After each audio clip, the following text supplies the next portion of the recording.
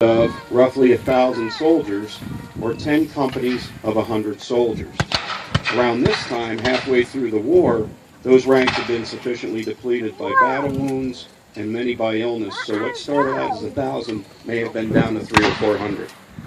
What we have setting up now is the eyes and ears of the Army, the cavalry.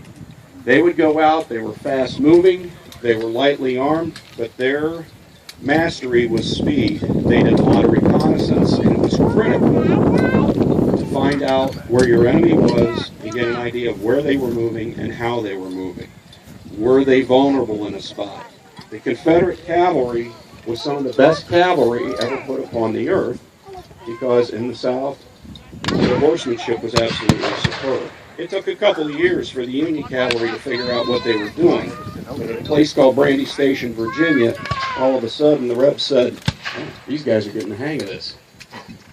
So what they have is a cavalry skirmish and engagement where they're going to be battling it out to try to find, one is blocking the other from getting ahead to try to find out the reconnaissance and what's going on. They are armed with sabers. You see those things flashing and clanging. Pretty good heavy-sized sword, very heavy-duty, made to strike hard and penetrate deep. Not on a stab, but more on a slash.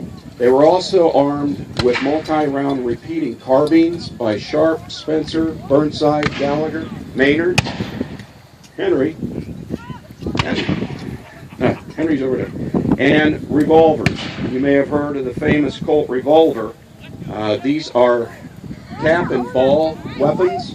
They rely on a percussion cap for ignition. Later in the war, the Spencers were turned into rimfire where they didn't have to go through multiple steps. Many times the cavalry, when they would engage or they were being used as a screen, would fight dismounted. And they would do what was called a 1-in-4, because they would fight these large cavalry regiments, but when it came down to the horsemen themselves, they would fight in groups of 4. If they came up against infantry or they needed to screen something, 3 of the horsemen would get off, deploy their carbines. The other horsemen would take all 4 horses and go back in the woods and hold the horses there.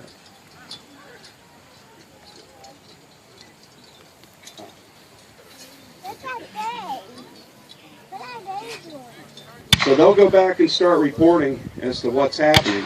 You'll see some people over in the tall grass. This would be dismounted cavalry. They've already started their 1-in-4. They have the horses in the back, and their advance units are going to be out here firing.